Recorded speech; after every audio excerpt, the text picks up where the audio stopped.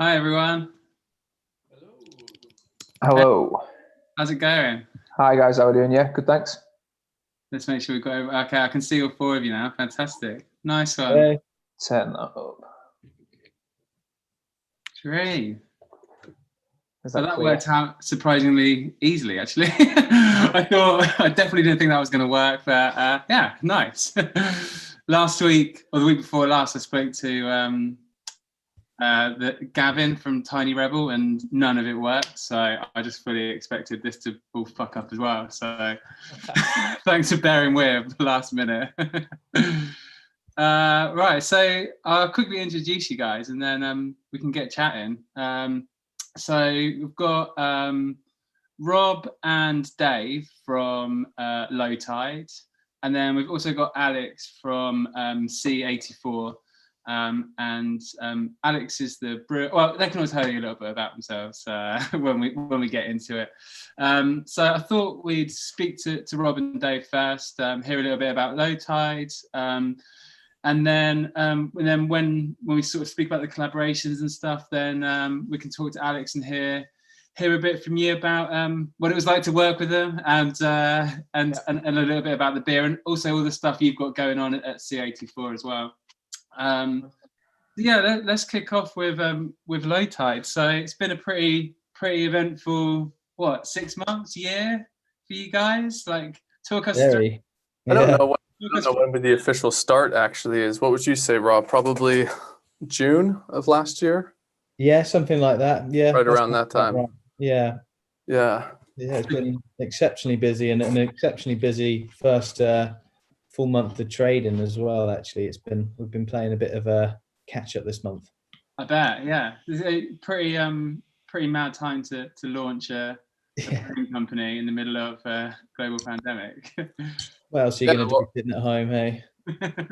And I think most people probably know. Sorry, I couldn't hear anybody, and you guys couldn't hear me at the very beginning, so you guys might have already said all of this. But I think most people know us from at the beginning as Crafty AF, and so I think that was probably something that really enabled us to do this during a pandemic. I think, and especially just at all. I mean, I think if either of us had started out from the very beginning trying to do Lowtide, there definitely would have been a few more lessons that we would have had to learn along the way. But I feel like, because we did it through Crafty, and we started that journey a couple years ago now, it did make kind of getting Lowtide going a bit smoother, although there has been a few hiccups for sure.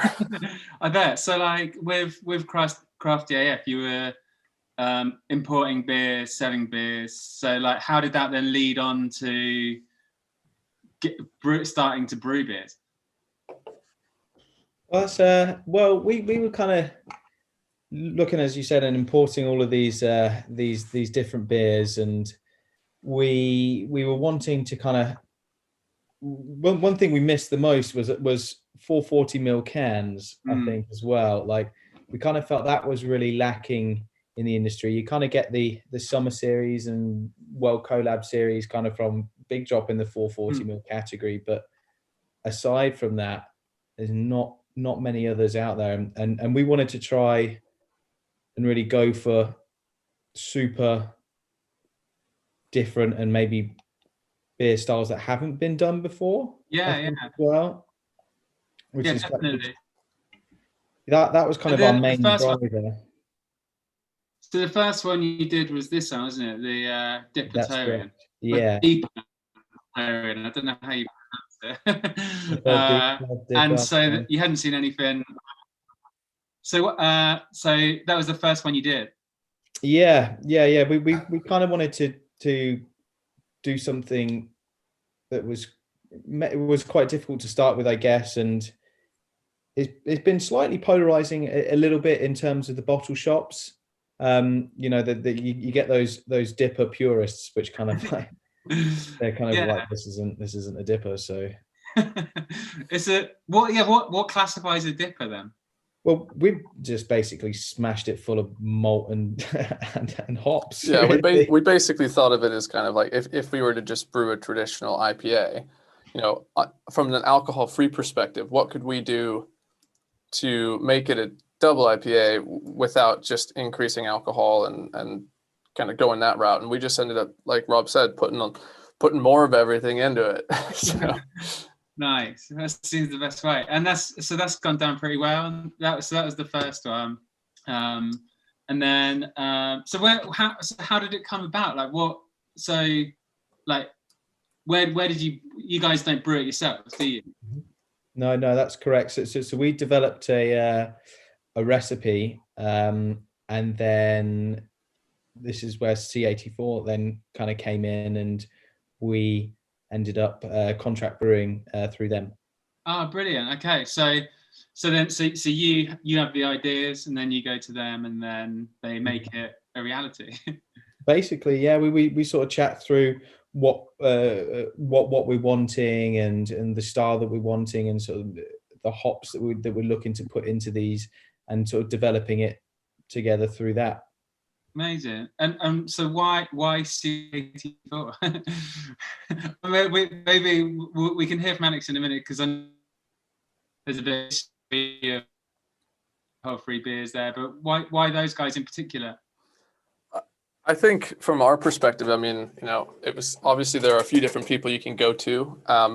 We knew what we wanted to do from a start, and we did have a recipe to start out with, Rob and I did, and we took it to C84 and discussed it with them, and they were super excited about it, really easy to work with, and passionate, and thought that they could kind of turn what we wanted to do into reality. And I think we were motivated and excited by their shared passion, and so we kind of went into it on the DIPA, and then we were obviously going back and forth and chatting a lot, and then the opportunity for a collaboration came about.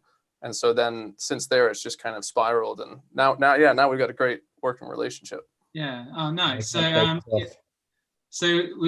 I'm drinking this one tonight, and this was I think this was the first collaboration you kind of put out, wasn't it? And so this one is kind of the first official one with C84, I guess. So where did the idea come first to brew this honeycomb and chocolate stout? What was your kind of influences there? And then we can hear from Alex about the actual brewing side of it and his involvement. Well, I think it actually needs Alex to have a little chat about it, to be honest. They kind of brought it to us, and we were like, yeah, sure. Oh yeah. Yeah, I think for the collab there, we brew for ourselves some alcohol free, and we've experimented quite a bit, and you tend to go down the route of session pale, some really good stouts out there that we had tried. But we wanted to do something that brought in with it some of that sort of that's that sort of craze with the pastry stout style, bringing in the honeycomb and all the mad beers that you see out there, Admonson and all those fantastic breweries. So it was a real opportunity we knew we could create a great stout base, alcohol free, but we wanted to just put a little extra twist on it and bring something else out there and just make it pop out a little bit. So honeycomb was what we chose. Nice. Yeah, it's gone. I know from the people I've spoken to about it, it's gone down so well, hasn't it? I guess you've all been getting really positive feedback on it. Yeah, we're really pleased with it, actually. Yeah. Yeah, it's amazing. So Alex, you mentioned before that you've had you've done some other alcohol-free beers as well. Yeah, we've done some bits for ourselves, and we've been experimenting for a while. We contract brew for quite a few other people at the brewery. We've got a good facility, but we've done our own alcohol-free stuff for quite a while, and we knew kind of what we thought was missing in other beers, but we hadn't really done much with it ourselves apart from just some trial brews. So it was really nice to get behind these guys who've got a brand, specialize in the alcohol free, and try and put some of that sort of stuff from paper and into practice with them. Yeah. And whereabouts are you based?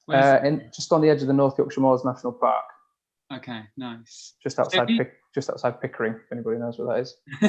So I guess you haven't had an opportunity to go up there with lockdown, or have you how's that worked then? Have you been sending samples back and forth? It's just this every day. Everybody's it's WhatsApp and Zoom, and then I don't know. I think the people who are going to do the best out of coronavirus are definitely the courier services and delivery logistics businesses, because I think us alone have kept them afloat. They've been running samples back and forth. Yeah, I bet. Looking forward to popping over there though. I think Yeah, it's actually a beautiful part of the world, to be fair, not just because we brew there, but it is well worth a visit. No, not that far from me actually. I'm in Sheffield, so All not right, too okay, yeah. we put the first one, the 24-hour lager, that was in one of the first subscription boxes. Yeah. And thought that was really good and went down really well. And it's been good to see. It's great that you guys have come together to work on it. I think it's it makes perfect sense. So then after the C84 beer, I saw pictures you guys did manage to get to a brewery with your next collaboration. Is that right? Yeah, that was with Electric Bear. I live in Bath, and they are quite literally the road over from me. So I was able to go there quite easily. Yeah, that's so cool. So what is Electric Bear? What's their story then? So Electric Bear are basically a craft brewery based in Bath. I'm not too sure how old they are, to be honest, but they smash out some fantastic beers. Yeah, I've seen them around a lot. Yeah. Really, really good. Really, really popular within Bath themselves itself, and obviously the surrounding areas. Super, super nice guys, and they were wanting to add in an alcohol-free beer into like their selection. So we kind of combined forces, and Alex joined in the on the little collaboration day as well. So it was kind of Zoom. Yeah, it's kind of like a triple. So Alex, you're involved in with the other ones as well then? I've just spoke to Ian at Electric Bear and Rob and popped down. Those guys hadn't done much alcohol-free brewing, so some socially distanced information as it went, and then a few Zooms. But yeah, it's really good beer. Turned out really, really nice. Those guys did an excellent job with it. Oh, that's yeah. Again, that one's I think for me personally, I prefer the darker beers. So the stout was probably my favorite, but the electric bear one's fantastic as well. Yeah. So then so that's the 3, and then you've got another one you've just put out recently or in the process of putting out. Yes. Yeah, the Beer Broom. Yeah, we kind of that's this one through our limited stock of it, and we kind of been sort of trying to squeeze in a big brew with C84, which we're putting in on the 26th. Is it? I think, Dave. Yeah. So there'll be more coming. Yeah. Fantastic. Yeah. That just flew out. I mean, we hardly got to have any for ourselves. I think we've each had 1 or 2 of the final batch, but all the rest has been sold. Unfortunately, fortunately, obviously, but it just means that we got to play catch up for the next month or so. Again, that was a sort of a beer style that you wouldn't normally. So it's not a well-trodden path, is it? So it's quite good fun doing that. Actually, brewing that one. So what type of beer is it? It's a Beer Broom. Yeah. Oh, like a Belgian brown. Yeah. Oh wow, nice. I don't think I've not seen that around. That's awesome. Yeah, we did that. I guess we should get that maybe in about, I don't know, 4 weeks from now, maybe something like that. Yeah. Nice. Where does do you have one artist for all the design, or where? Because I know it's not like you said at the start, like the 440 cans definitely eye-catching, but then also you've got this amazing design on as well. So who's doing that for you? Yeah, so that's actually, you guys could probably tell from my accent that I'm not originally from these parts. So I grew up in the US, and I've got a buddy back there that I think I've known since I was about 14. We used to go snowboarding together all the time. And he's just this phenomenal artist.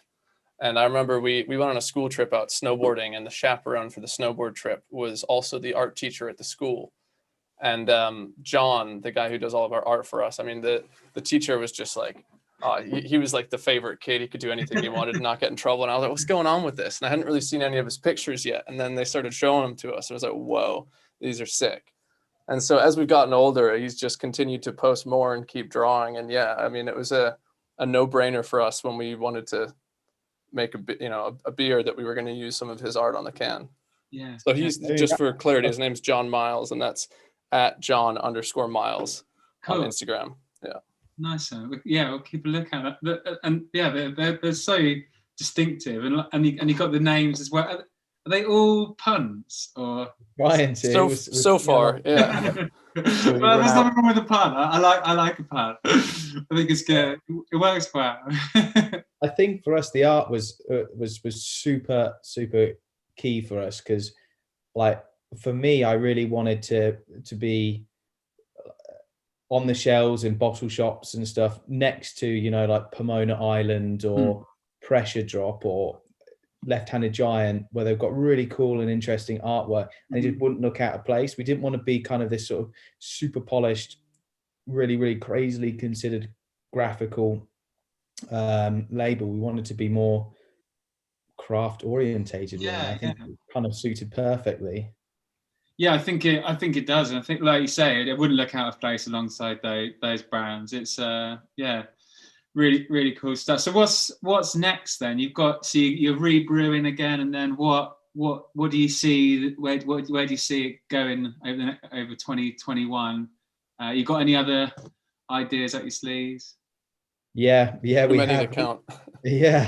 We after the successful January we had, we didn't really sort of anticipate how successful it would actually be, and we kind of had to sit down and actually think really properly as to how we would progress from here, basically. And as we sort of alluded to, February's a bit of a catch up for us now, just in terms of making sure that the rest of the year is all lined up, and we're not going to be in a position, we would certainly try not to be in a position where we run out of stock of things. That's kind of a key for us, you know. It's a good thing that people want it, but you want to be able to fulfill that need as well, don't you? It's a kind of a tough balance to strike, you know. Especially getting started out. But I think hopefully we've got a plan. We've got a few beers in the pipeline. I think you were going to go into that, Rob. Well, we've got one that's into brew at the moment with C84 and Alex, which is a Keller Pilsner. We are adding a little twist on it, but we'll wait on that until it gets released, and we'll see if people like it. Before we sort of say what it is. We're going to go in for a big brew of that as well. So that's coming up, and then we've got some exciting stuff with Alex a couple, like a month or two later after that. Nice. So Alex, is C84 then? Is it just going to be focused on, you know, working with the other brewers now, as far as alcohol-free goes? I think C84 was started as so we've been brewing on site since 1984.